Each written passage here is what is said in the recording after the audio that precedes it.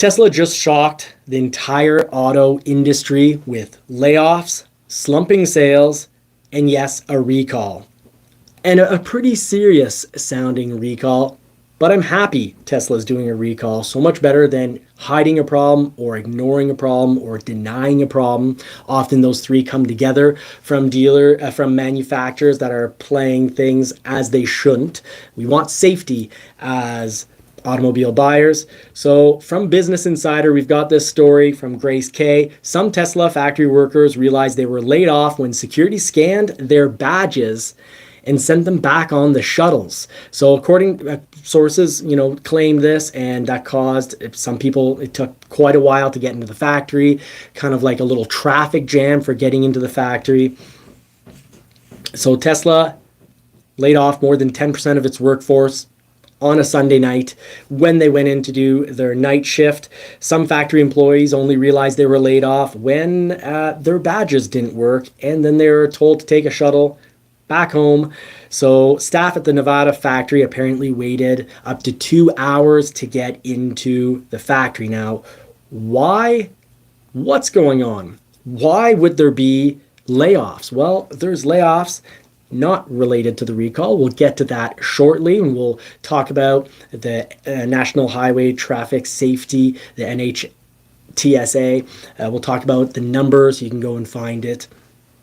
We'll also conclude what this might do to actual stock price. So if you're a stock holder or a Tesla owner, this is an episode you're going to want to pay attention to.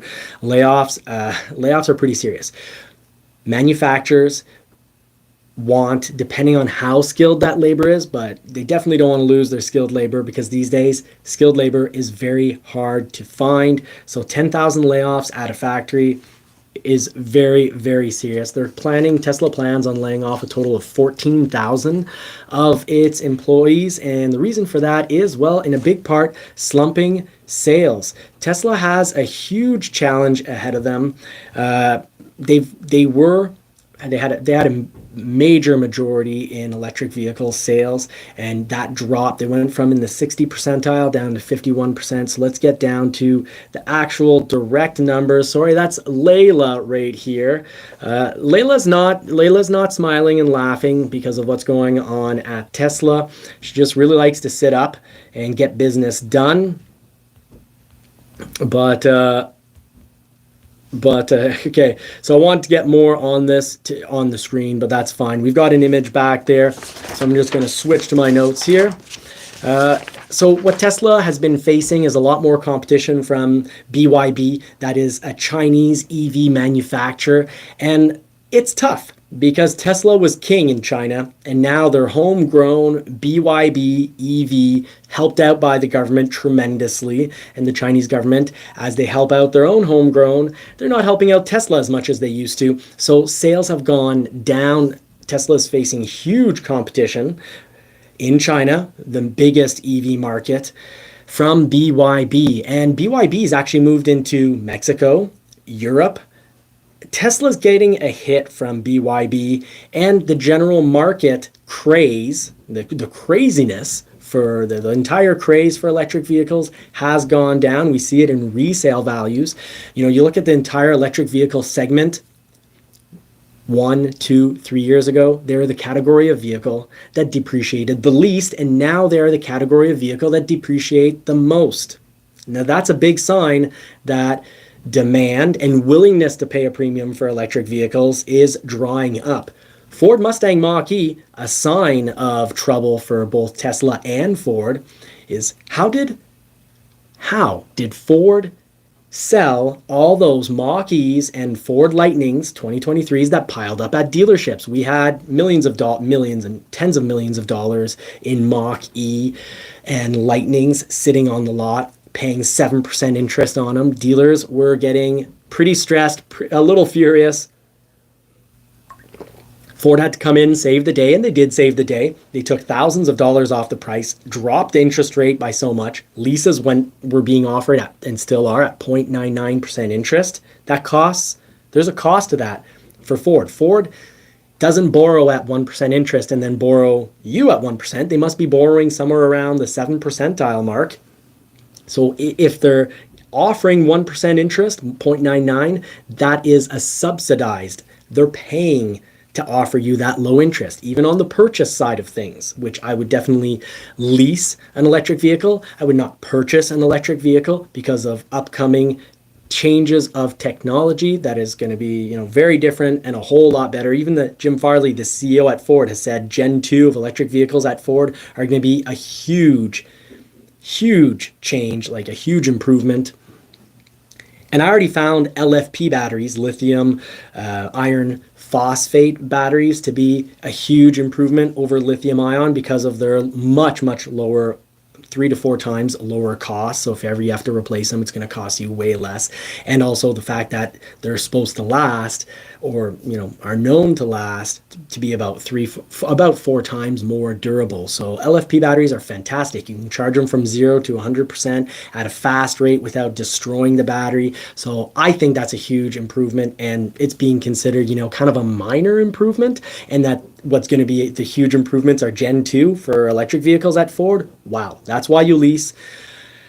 And also resale value. If you're on a purchase, you end up wanting to change in 4 years, you might be very disappointed with your resale value. I just took a hit on my Lightning, bought it at 110, sold it for 76,800. Huge hit. And I think Tesla stock, well, it's already taken a huge hit, and I don't, anyone who's looking at Tesla stock and saying, oh, they've gone down, they're prime and ready to double in stock price, so I'm going to go drop a ton of money on it. Well, that's your choice. I'm not a financial advisor, but it's not the choice I would personally make. I have Tesla. I'm a Tesla stock holder, and I thought I bought at an inexpensive price, and I bought a good amount more than where the stock is currently sitting. And why is that stock low?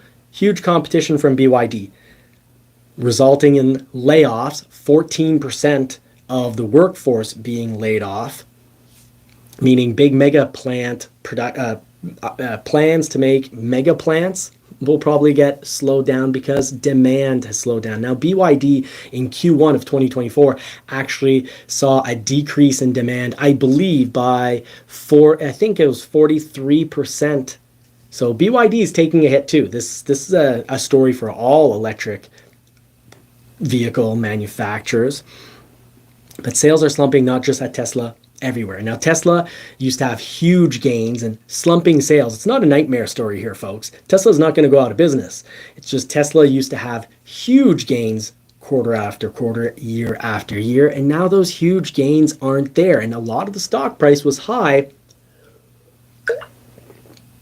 because people, planned into the part of the price of Tesla was that, hey, this thing keeps growing. It's kind of like a sure way to make money, and that sure way to make money is gone. So some people are going to move out of Tesla and go into other things, and that also less demand for the stock price, just like the vehicles, have prices come or production come down.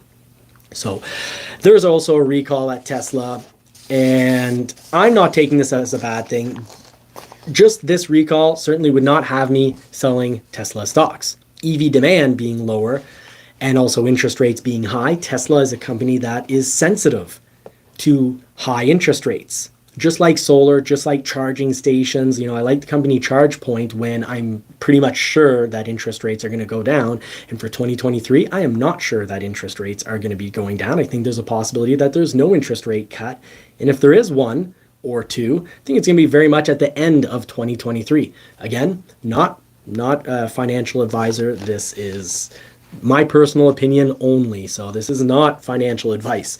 But we've got the recall here, Part 573 Safety Recall Report, the code 24V-276. So you've got that right there. I'm not going to put it on the back screen because that is going to get, it's just too much white. But this is what's going on. Number of potentially involved vehicles, 3,878. Estimated percentage of defect, 100%. So what's going on here? It's for the Cybertruck and Cybertruck vehicles manufactured from November 13th, 2023 to April 4th, 2024.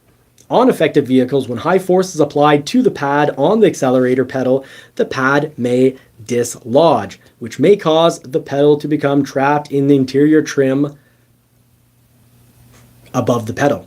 So you hit that pedal hard, the little pad that's on it could kind of slide off and get caught on the trim. And this could cause the vehicle to, this is good. This isn't Tesla sticky pedal, Toyota sticky pedal back in roughly 2009. This isn't this kind of scandal, because the Tesla is made with fantastic engineering. Just like their the full self-driving that they're going to be coming out with is going to be, I'm sure, incredible, and is getting better and better, and is going to help generate profits for the company later. Cyber taxis, I don't think cyber taxis are going to generate huge profits at first. I think people are only going to be taking cyber taxis if they're cheaper than regular taxis. So at first, I think it might cause Tesla to lose money. Another reason why I'm not thinking that Tesla is going to explode. I think that will happen once it looks like the whole cyber taxi, the automated taxi system is going to make a profit. And I don't believe it's going to at first, but this recall is nothing to worry about in my opinion in regards to stock price, or if you're an owner. If you're an owner of a Tesla, I still wouldn't be worried about this recall, even if they don't get it fixed on yours immediately. I wouldn't just park the vehicle and not drive it anymore and say this is the last time I ever buy a Tesla. And why? It's because the Tesla has great engineering behind it. If it happens, the engineering is fantastic. If you apply the brakes, your brake pedal pressure, the vehicle's going to know you want to stop, and they're going to, even though the accelerator could be, essentially the pedal is going to be to the metal. The software is going to ignore the accelerator pedal. They're going to cut the torque from the vehicle, and you're just going to slow down. Not the case for older vehicles. The Porsche 911, how I cleaned the discs. Now I started driving this Porsche 911 that I paid for back in December, went and picked it up now. And I had this kind of bit of vibration, and I'm not going to imitate the sound, you'll hate me for it, but I had this bad sound. It was like, so I had this bad sound. Third gear, gas pedal down, brake, not all the way down, but somewhat down, to kind of sand and clean the rust off those discs.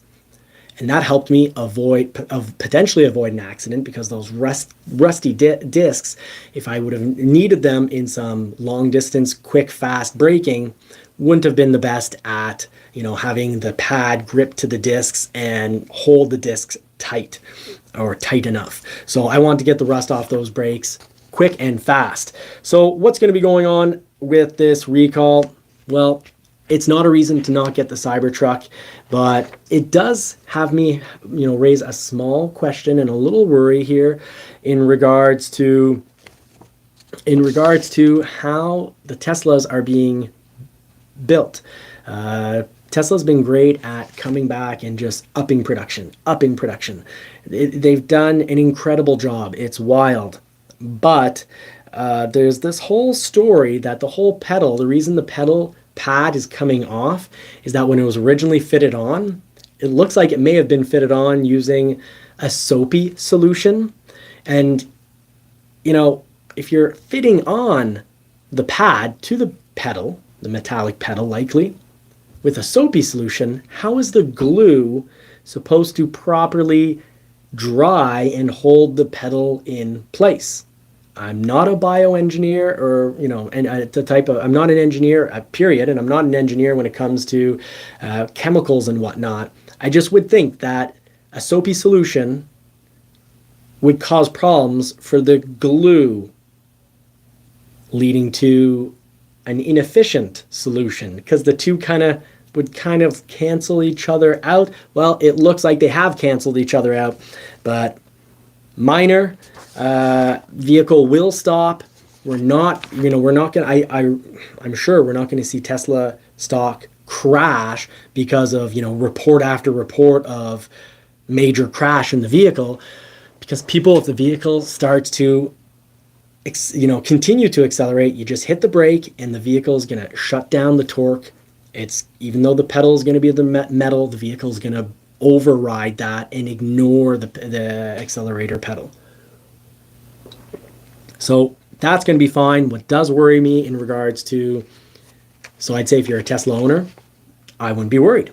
If you're a Tesla stockholder, I'd say maybe there is huge trouble on the horizon, because as good as cyber taxis or robo taxis, as I saw in the comment, a little Terminator reference maybe, but as good as the taxi system may be, it could be a ton better. But really, how is a ton better, and how can robo taxis be so much better than human taxis? It's price.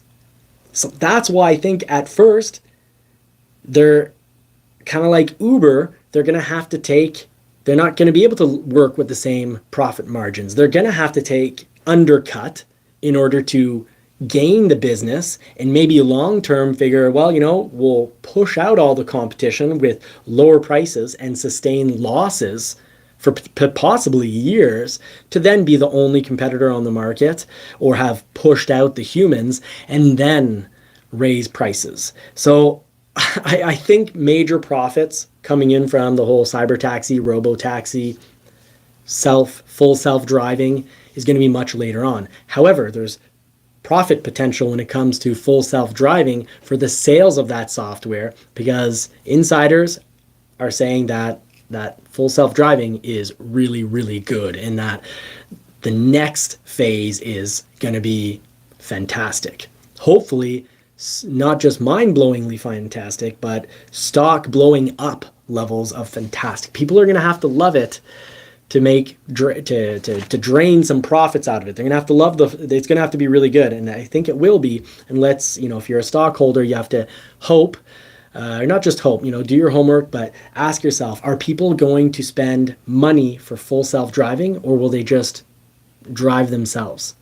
It'd have to be good, because for me, the Blue Cruise at Ford, having it in an upgraded model could very well have me spend more money on the upgraded model.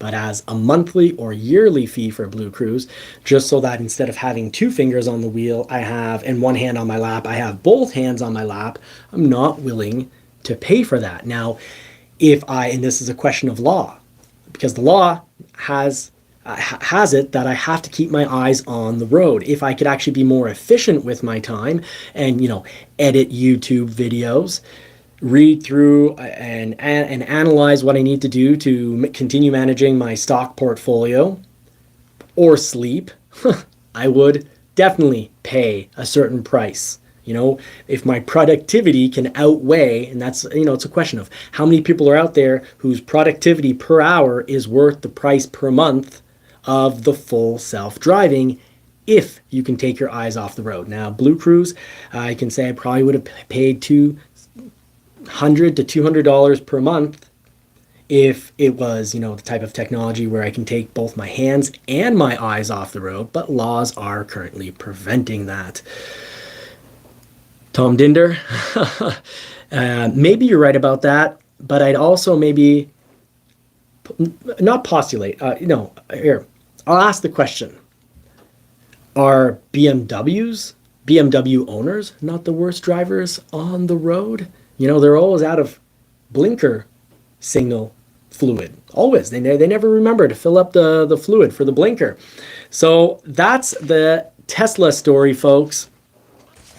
Let us know what you think in the comments. Is Tesla stock going up? Is it going down? This was not this is not in any way proper financial advice. I am not trained in that. I do manage my own portfolio, but I kind of see it as an entertainment tool. Instead of going to the casino, I play the stock market, and that's what I like to do. A little fun hobby. Now let's move over to the story about the Ford Ranger. I'm pretty excited about this, so let's get right into it.